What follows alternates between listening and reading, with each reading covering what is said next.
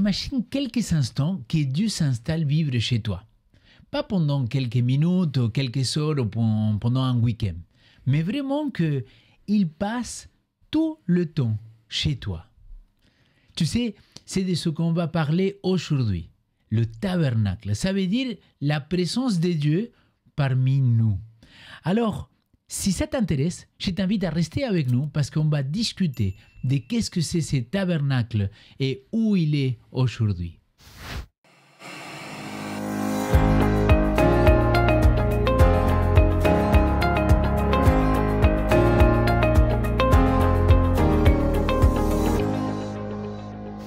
Bienvenue à chacun et à chacune parmi nous. Je suis content de pouvoir vivre cette dernière leçon de ce trimestre.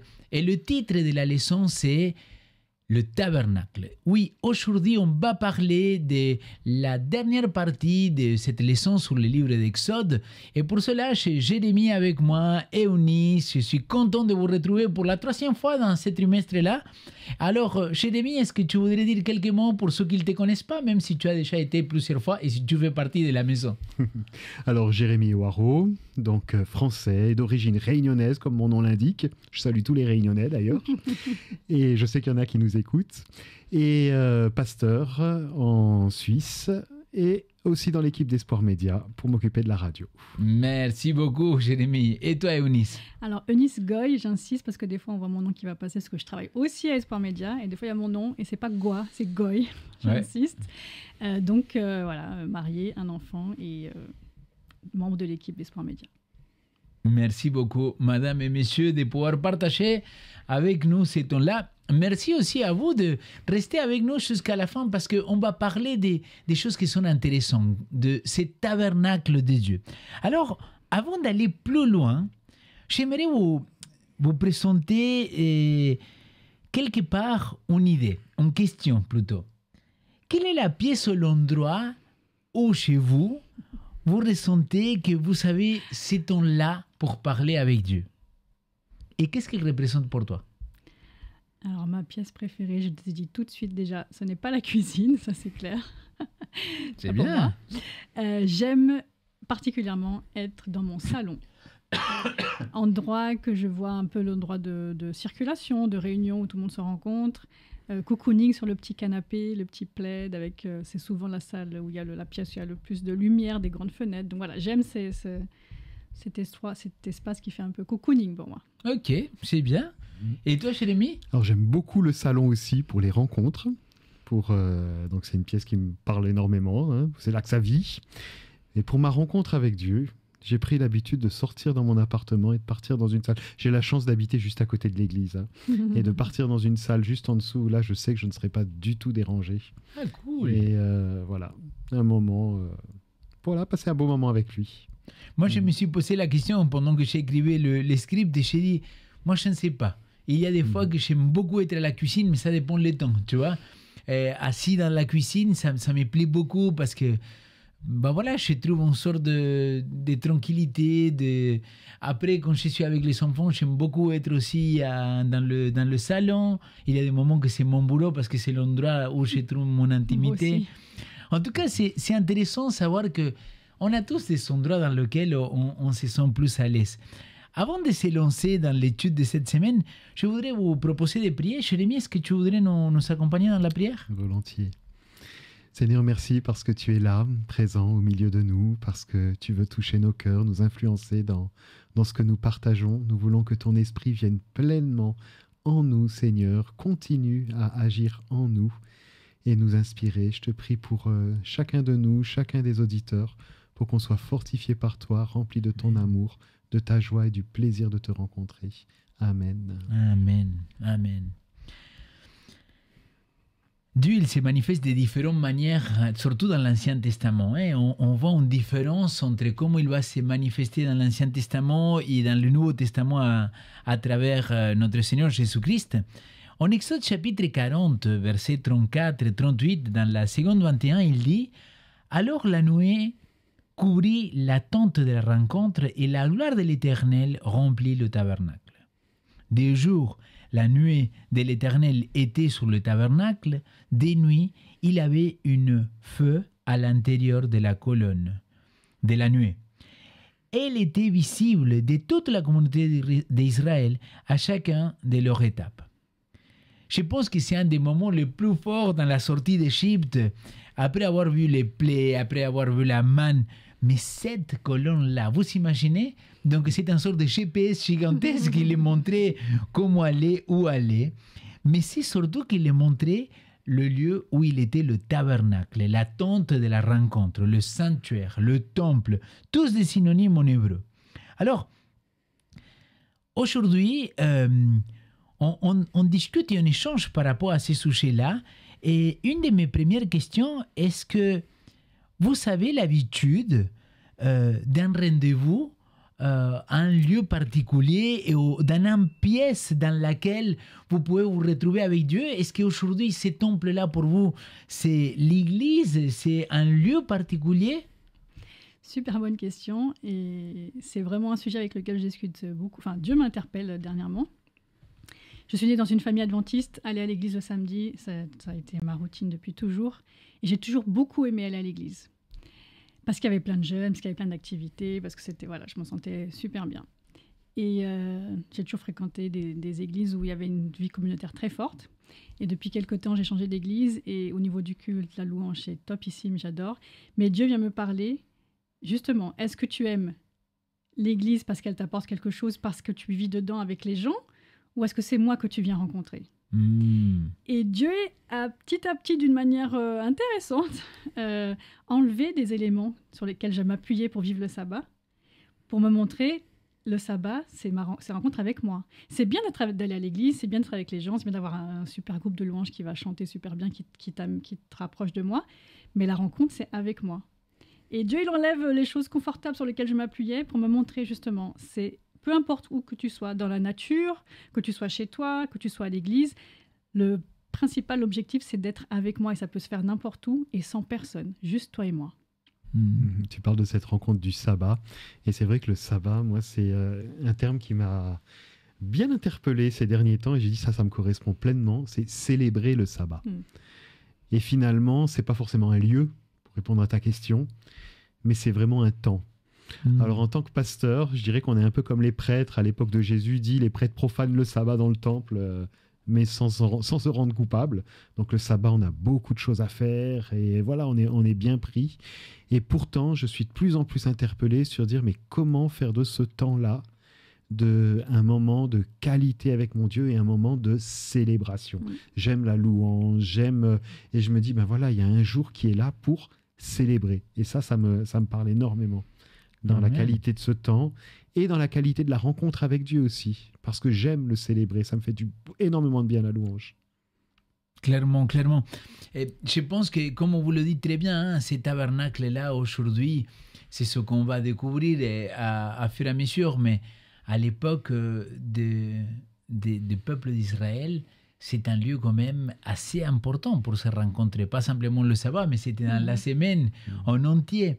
Alors, en Exode chapitre 36, versets 5 et 6, le texte nous dit « Le peuple apporta beaucoup plus qu'il ne le faut pour faire le travail que le Seigneur a ordonné de faire. Moïse donna l'ordre de diffuser dans le champ une proclamation que personne, homme ou femme, n'y travaille plus pour le prélèvement du sanctuaire. On empêcha ainsi le peuple d'apporter davantage. » C'est un texte que je trouve assez hallucinant. Le rêve de tous les pasteurs. Arrêtez d'apporter. Amen, alléluia. Arrêtez, que ça ne compte plus rien, quoi. Alors, il y a ce texte des Corinthiens qui dit « Chacun donne ce qu'il a décidé dans son cœur ». Mais là, on voit que le peuple, il avait donné à fond, quoi. Est-ce qu'aujourd'hui, nous sommes un petit peu dans cette même démarche? Est-ce qu'on a cette même générosité en tant que peuple de Dieu? Et là, tu ne parles pas qu'en tant que pasteur, tu parles aussi en tant que... Non, tout à fait. C'est un rêve, hein, comme tu disais. Oui. C'est vraiment un rêve. Et quand on voit le contexte, tout était posé. Hein. Je veux dire, j'imagine l'émotion, parce qu'il y a beaucoup d'émotions dans la Bible, hein, et l'émotion communautaire quand ils sont là, tous en train d'emmener, et puis on voit les gens passer pour emmener, donc on se dit, et nous, qu'est-ce qu'on emmène? Et j'imagine toute l'émulation qu'il pouvait y avoir autour de ça. Et là, c'est pas le pasteur qui parle, mais c'est vraiment quand même le membre d'église. J'ai envie de vivre ça. J'ai vraiment envie de vivre ça, où on est tous un immense plaisir à amener, à apporter ce que Dieu nous a donné, en fait. Parce que si vous vous souvenez, quand ils sont partis d'Égypte, les Égyptiens leur ont donné plein de choses aussi. Donc ils se sont retrouvés là avec beaucoup plus de choses que ce qu'ils avaient l'habitude d'avoir. Et ce que Dieu me donne, que je puisse le partager et que d'autres puissent le partager aussi. Et me contenter de ce que Dieu me donne. J'ai envie de dire. Si vous regardez dans ce texte-là, ce qui m'a interpellé, c'est qu'à un moment donné, tout le monde doit s'arrêter et il n'y a plus que quelques hommes, quelques femmes aussi, qui doivent se mettre à travailler, à œuvrer. Et on nous dit dans le texte que donc c'est Betsaléel et Oholiab et tous les hommes habiles dans le cœur desquels Dieu avait mis de l'intelligence pour pouvoir accomplir, réaliser ce qu'ils avaient à faire. Et les femmes ont dit la même chose, dont le cœur était bien disposé. Celles qui vont se mettre à filer avec les poils de chèvre, toutes ces immenses tentures. Et moi, ce qui me parle là-dedans, c'est que chacun apporte véritablement ce que Dieu lui a donné et lui a mis sur le cœur. Et ça, c'est ce que je rêve de voir. Et que je n'ai plus besoin, moi, d'apporter des choses que Dieu ne m'a pas mis sur le cœur, parce que ça vient. D'ailleurs, je vole la place des autres des fois quand je le fais. Mais c'est de pouvoir, voilà, chacun, on a reçu des dons, on a reçu des choses, qu'on puisse les apporter au Seigneur. Là, tu parles surtout aussi, pas simplement de matériel, mais tu es en train de parler aussi de temps, des talents, des dons. Alors, le matériel, le don de générosité est présenté dans la Bible. C'est un don particulier. Certains ont cette faculté à apporter du matériel. Pour d'autres, c'est beaucoup moins naturel. Mais on a tous des aptitudes, des capacités que nous avons, des choses qui brûlent dans notre cœur. Oui. Moi, je pense qu'on vit en tout cas, voilà, non, implanté en Europe, en Suisse, près de la France, on est quand même dans une société qui est plutôt à l'aise. Et je pense que le fait de donner, c'est pas forcément le plus compliqué. Ça m'a fait me souvenir de l'histoire de la vieille dame qui va au temple et qui met ses dernières pièces. Et Jésus dit c'est elle qui a le plus donné. C'est jusqu'où on est prêt à donner. Pour moi, c'est plus ça, c'est l'abondance. C'est est-ce que je donne ce que j'ai parce que c'est ce qui reste. Ah bah tiens, il me reste le samedi matin, j'ai 20 € dans ma poche, tiens, je donne mon offrande. Si ça c'est les 20 €, mais c'est les pièces souvent. Ouais, bon. Est-ce que déjà le fait de préparer, d'entendre ce que Dieu veut que tu donnes, qui lui te parle, parce que quand tu prépares même pas, c'est le fait de préparer ce que tu vas offrir à Dieu et de donner plus que ce que juste tu as en abondance chez toi, donner au-delà de ça. C'est là où je pense que c'est plus compliqué et que on voit quand c'est Dieu qui agit à travers toi ou si c'est toi qui donnes de toi-même. Quand je suis rentré dans l'église, il y avait un pasteur qui disait, en parlant un peu de matériel, parce que tu as déjà abordé le sujet vraiment spirituel de tout ce que je pourrais apporter, comment ça serait la maison de l'Éternel si tout le monde apportait ce qu'il avait préparé et pas de trop chez lui. Et je me rappelle que ce pasteur-là, il disait, écoute, si tu ne rends pas la dîme, pas si tu ne donnes pas, si tu ne rends pas la dîme, tu es déjà un voleur, selon l'Ancien Testament. Elle dit, par contre, si toi, tu donnes comme petite offrande, voilà, c'est ça qu'il représente pour toi. Il dit, l'offrande, tu donnes de ce que tu as dans ton cœur. Et si toi, tu donnes 10% pour Dieu et avec l'offrande, tu n'arrives pas à donner plus que 5 € ou 2 francs ou 10 francs, bah pose-toi la question comment est ta relation avec le Seigneur. Et ça m'a beaucoup interpellé. Et parce que le pasteur, il voulait dire pas en termes de qualité, mais comme tu as bien dit, la vieille dame, il a donné tout ce qu'il avait, quoi. Et comment il est ton cœur. Exact. Et j'ai dit, c'est pas si faux que ça, parce que pour mon temps, pareil. Tu vois, un jour, il y a quelqu'un, un jeune, on lui propose un poste à l'église, et cette personne-là, il me dit, bon, alors, dis-moi, combien de temps tu as besoin de moi? Et moi, je dis, ma sœur, je n'ai pas besoin de toi. Il me dit, bah oui, vous m'avez demandé. Je dis, moi, je n'ai pas besoin de toi. Je suis marié, je suis heureux, je suis épanoui. Moi, je n'ai pas besoin de toi. Bon, mais tu as compris. Non, je n'ai pas compris. Il me dit, bon, qu'est-ce que l'Église elle a besoin de moi? Je ne sais pas si l'Église elle a vraiment besoin de toi. Et donc, ça l'a remis en question pour dire, mais finalement, pourquoi tu le fais pour l'Église? Comme tu disais tout à l'heure, Tu le fais pour le pasteur ou pour celui qui vient te faire l'appel, ou tu le fais vraiment parce que tu veux donner ça de tout ton cœur à Dieu. Et il faut se rappeler que le sens de venir à l'église, de rendre un culte, c'est ça. Ouais. C'est de venir, pas venir les mains vides. Et là, je ne parle pas que de l'argent. C'est de faire église. Je parle de venir. Qu'est-ce que je vais apporter à Dieu dans ce temps que je lui donne? Et ça se prépare, comme on disait. Et parfois, c'est un sacrifice. Hein. Mhm. Vous comprenez ce que je veux dire? C'est pas toujours la joie. Oui. Parce que l'appel de Dieu, tu vois, il y a servir selon les dons, toujours avec grâce et amour. Et... J'ai dit, non, mon œil, quoi. Il y a des fois que ça coûte. C'était ça le sacrifice. J'apporte, ça me coûte quelque chose. Mais il y a un paix intérieur après extraordinaire, quoi. Extraordinaire. Alors, si on avance un petit peu dans la leçon, Jérémie, dans la question 4, est-ce que tu pourrais nous lire le texte qu'il se trouve en Exode, chapitre 40, versets 34 à 38, s'il te plaît? Alors la nuée couvrit la tente de la rencontre et la gloire du Seigneur remplit la demeure. Moïse ne pouvait pas entrer dans la tente de la rencontre parce que la nuée demeurait sur elle et que la gloire du Seigneur remplissait la demeure. Quand la nuée s'élevait au-dessus de la demeure, les Israélites partaient pour chacune de leurs étapes. Si la nuée ne s'élevait pas, ils ne partaient pas jusqu'au jour où elle s'élevait. Le jour, la nuée du Seigneur était sur la demeure, et la nuit, il y avait un feu, sous les yeux de toute la maison d'Israël, à chacune de leurs étapes. Quel événement assez extraordinaire, on le disait tout à l'heure. Mais si aujourd'hui, on devrait dire comment on pourrait savoir, comment on pourrait connaître qu'une communauté, ou que dans la vie de quelqu'un, ou chez la personne, la présence de Dieu, il est là. C'est une grande question. Quand j'étais plus jeune, moins maintenant, mais quand j'étais plus jeune, on me disait souvent ah, toi, t'es une Carnero, c'est sûr, tu ressembles vachement à ta mère. Le nom de famille de ma mère, c'est Carnero. Toi, t'es une Carnero, c'est sûr, ça se voit sur ton visage, tu ressembles à ta mère. Et je pense que c'est un peu la même chose. Quand il y a la présence de Dieu, ça se voit. L'église où la personne va être comme Dieu.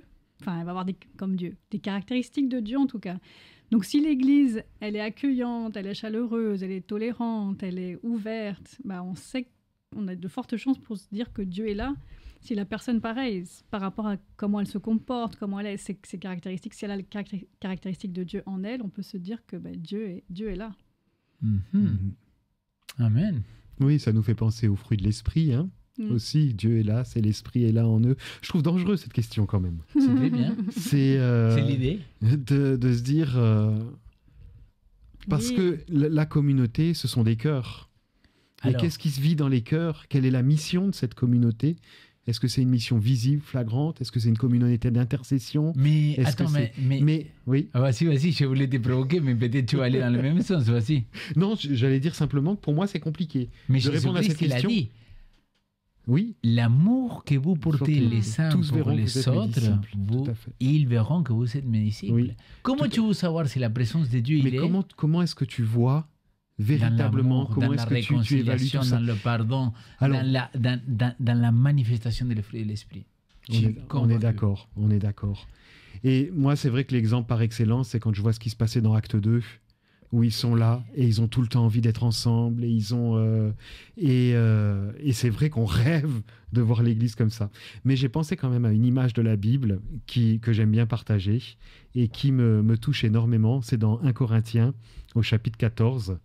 Quand Paul est en train de parler dans ce chapitre sur le don des langues, hein, il dit « Admettons que l'Église entière se rassemble et que tous parlent en langue. S'il survient un simple auditeur ou des non-croyants, ne diront-ils pas que vous êtes fous ?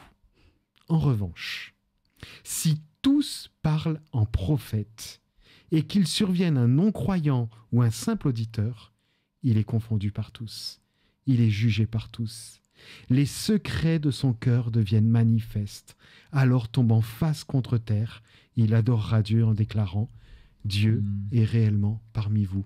Là, il est en train de parler du don de prophétie, c'est-à-dire de la capacité à dire des choses de la part de Dieu, des choses qui concernent le plus profond et le plus intime de la personne qui est en face de nous, des choses qu'on ne sait pas, qu'on ne connaît pas.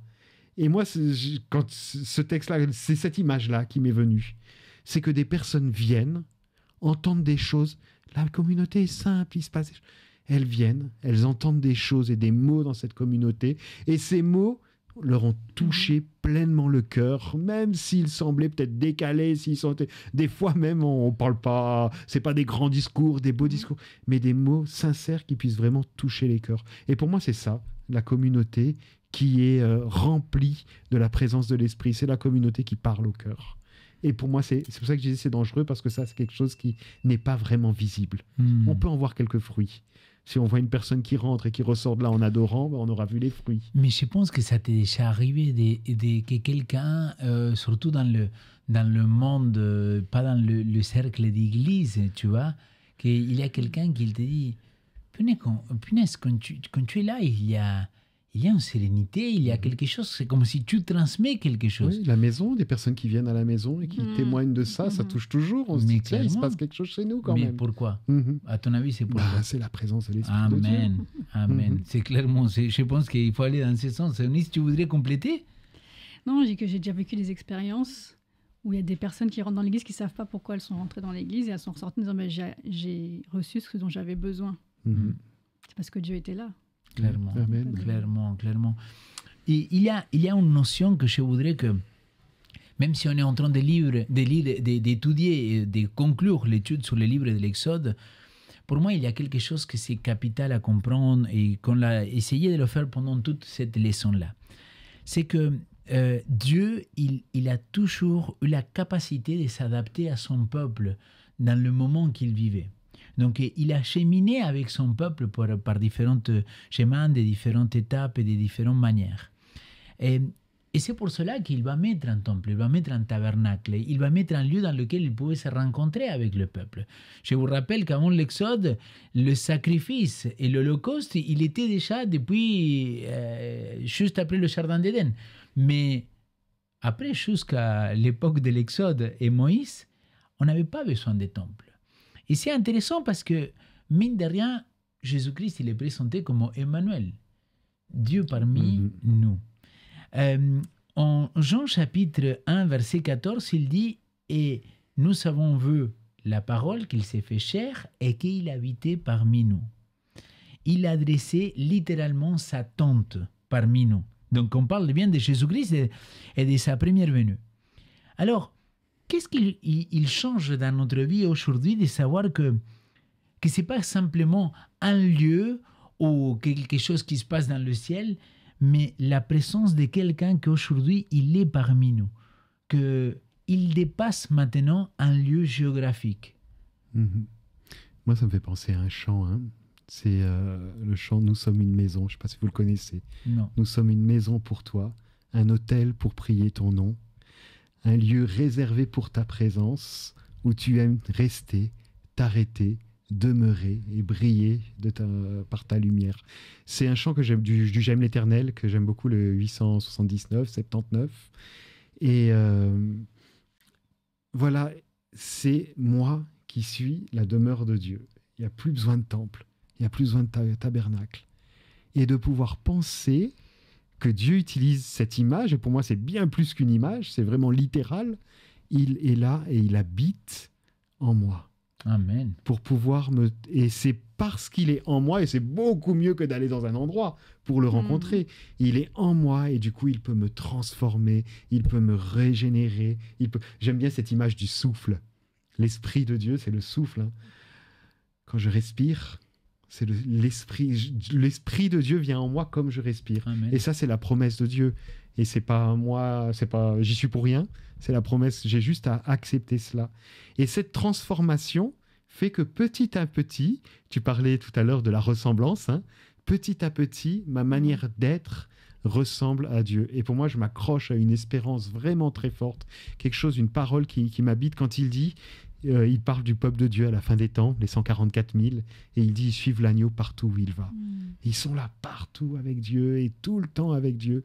Et c'est l'aspiration. Donc, c'est la réalisation finalement prophétique de tout ce qui se passait dans ce tabernacle, ce lieu de la rencontre. Clairement. Ça se réalise. Surtout en sachant qu'à la fin des temps, donc Apocalypse, il dit qu'après que Jésus-Christ il viendra nous chercher, etc., la demeure de Dieu sera avec nous pour l'éternité. Donc ça, je trouve très beau aussi. C'est ça qui me touche le plus dans le fait que Jésus est venu, que Jésus est en nous, c'est la permanence.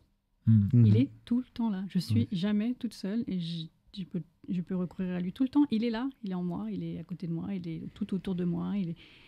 Voilà, cette permanence de savoir que Dieu est tout le temps là et moi avec lui et lui avec moi, c'est hyper rassurant dans la vie, moi je trouve, d'avancer comme ça. Et de ne pas avoir besoin d'attendre d'aller le samedi à l'église ou de faire ou un autre moment. Ou de passer par quelqu'un pour de passer, pouvoir... Exactement, pas d'intermédiaire. C'est direct et permanent. Pour moi, c'est hyper rassurant. Et là, ça montre l'importance de passer du temps avec lui aussi. Parce qu'il peut être en nous. Exactement. Si on lui consacre, on parlait du sabbat tout à l'heure, mais aussi chaque jour, de pouvoir lui consacrer un temps à part pour nous retirer dans notre petite pièce, dans notre petit lieu dont on parlait et passer du temps pour être en contact, discuter avec lui, pouvoir tout poser, lire sa parole, vivre un moment simple mais profond avec lui. Amen. Mais est-ce que vous ne pensez pas que parfois, et on commence à arriver à la fin, mais est-ce que vous ne pensez pas que parfois, nous sommes un petit peu incohérents? Je m'explique. En tant qu'église adventiste, pour nous, je me rappelle, quand je suis allé à l'église, quand je suis devenu chrétien, on me disait, on est dans la maison de l'Éternel, en espagnol évidemment. Ou la deuxième version, on est dans le temple. Dans le temple, on ne fait pas ceci, on ne fait pas cela. D'ailleurs, si vous allez à Genève, salutations à tous mes membres de Genève, mais c'est juste pour rigoler, ne vous fâchez pas avec moi. Quand tu rentres à l'église, il dit temple adventiste. Chez les calvinistes, c'est une tradition de dire que l'église, que le bâtiment, c'est le temple. Et un jour, j'ai prêché à la Cluse, dans mon église dans laquelle je suis pasteur, et j'ai dit, les amis, vous avez vu ce qu'il dit là? C'est carrément une hérésie. Dire qu'aujourd'hui, il y a un temple, c'est une hérésie.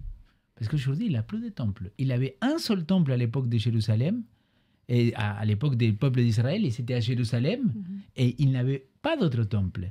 Et c'est ce que tu dis. Aujourd'hui, le fait de savoir que Jésus-Christ, il est mort, qu'il est ressuscité, et qu'il a envoyé le Consolateur, il est où ce temple-là aujourd'hui? Question pour vous. Il est où le temple? C'est nous. Amen. C'est nous. Et ça, c'est Paul qui va le décrire comme ça. Ne le savez-vous pas? Vous êtes le temple du Saint-Esprit. Et c'est le même mot. C'est la tente de la rencontre, c'est le tabernacle, c'est le même mot. C'est pour ça qu'un prof de théologie du Nouveau Testament, il avait écrit quelque chose comme Dieu est SDF, sans domicile fixe. Justement, il a voulu le dire pour dire que... Il habite partout. Exact, qu'il est chez toi, qu'il est chez toi, qu'il est chez moi. C'est ça, la permanence, il est avec chacun, tout le temps. Mais concrètement, pour conclure, comment cela aujourd'hui peut changer la vie des chrétiens si on comprend vraiment ce qu'il représente, que la demeure de Dieu, il est chez moi. Et que quand on fait église ensemble, on est le temple de Dieu. Comment ça change concrètement pour conclure? Tu veux répondre d'abord? Pour... ça change, j'ai presque envie de dire ça change rien, puisque c'est tout, c'est ça. C'est-à-dire qu'il est effectivement là, il est avec nous. Moi, je le vois véritablement avec nous dans notre rendez-vous personnel quotidien. Je le vois avec nous dans les moments où on se rencontre. Et là, on est une assemblée de cœurs. Vous savez, j'imagine souvent, il y a des petites vidéos qui circulent comme ça, des lumières. Et on est plein de lumières qui se rapprochent et qui se rapprochent les uns des autres. Et là, on sent encore plus la présence parce qu'il y a plein de personnes qui sont là ensemble. Et moi, l'image qui me vient pour conclure par rapport à ça, c'est justement, effectivement, l'image de notre espérance de la nouvelle terre. Parce que c'est véritablement là qu'on sera tous ensemble, que des personnes unies à lui, et de pouvoir vivre pleinement avec lui. Donc tout ce trimestre, on parlait de l'Exode, et là, je trouve magnifique de conclure par ce lieu de la rencontre. Je retiendrai ce mot-là surtout, parce que c'est l'objectif de Dieu. L'objectif de Dieu, c'est de nous rencontrer aujourd'hui dans notre vie personnelle, Amen. C'est de nous rencontrer aujourd'hui en communauté, et c'est de pouvoir nous retrouver libres tous ensemble auprès de lui pendant l'éternité sur la nouvelle terre. Amen. Amen. Ce qui est fort pour moi, c'est que c'est un Dieu qui est proche. Parce que des fois, quand on lit l'Ancien Testament, on peut se dire, ah, Dieu, il est un peu... Il y avait les intermédiaires, il fallait Moïse qui a rencontré Dieu et puis le peuple d'ailleurs qui était un peu jaloux, oui, pourquoi Moïse? Là, il y a plus d'intermédiaire, il y a plus de lieu, c'est Dieu qui est proche, qui est avec moi. Et pour moi, ça change tout. C'est pas un Dieu qui est loin, c'est un Dieu qui est venu, qui a fait ce qu'il fallait pour être avec moi, à côté de moi. Et pour moi, je le sens comme une sécurité d'avoir Dieu avec moi et disponible, prêt tout le temps à être avec moi, que je peux consulter tout le temps, à qui je peux rendre gloire tout le temps, avec qui je peux parler tout le temps. C'est hyper rassurant, c'est une sécurité. Quelque part, je sais pas si c'est comme ça qu'il faut le dire, mais ça me donne un peu de la valeur. Dieu, il a choisi d'être avec moi. Et ça veut dire que, voilà... Pourquoi un peu? Ouais. Ça me donne beaucoup de valeur. Ouais, mais voilà, je me dis, mince, Dieu, il est en moi, il est avec moi, il veut être avec moi, en moi. Et il y a un peu aussi une responsabilité, c'est écrit dans la Bible. Mais prenez clairement. soin du temple. Parce que vous êtes le temple, donc prenez soin de vous aussi, c'est aussi une responsabilité. Merci beaucoup les amis pour tous ces partages-là, parce que finalement, on se rend compte à quel point... comme il dit l'Épître aux Éphésiens, hein, Paul il va dire « Et nous avons été bénis en Jésus-Christ ». Parce que finalement, le fait qu'il vit parmi nous aujourd'hui, on a plein accès, on a accès direct à notre Dieu, on peut être 24 heures sur 24 avec lui connecté, et c'est une bénédiction de savoir qu'aujourd'hui, c'est nous le tabernacle, et que très bientôt, et je le crois après son retour, que pour moi il est imminent, très bientôt, nous pourrons vivre l'éternité avec Dieu. Dieu, il va choisir de vivre l'éternité, malgré toute sa création, avec nous. Quelle bénédiction, les amis, quel choix. Alors, merci beaucoup, Jérémie, merci beaucoup, Eunice, merci beaucoup de nous avoir accompagnés pendant ces temps de réflexion. On arrive à la fin de ce trimestre. Ça a été une bénédiction de vous accompagner, de partager toutes ces réflexions. N'hésitez pas à nous faire un retour, à nous parler, à nous interpeller aussi dans la manière de faire, dans la manière de réfléchir, de penser. On est là pour vous écouter, pour partager avec vous. Je vous dis à très bientôt, à samedi prochain avec Eric pour un nouvel trimestre de l'école de Sabbat. À très bientôt.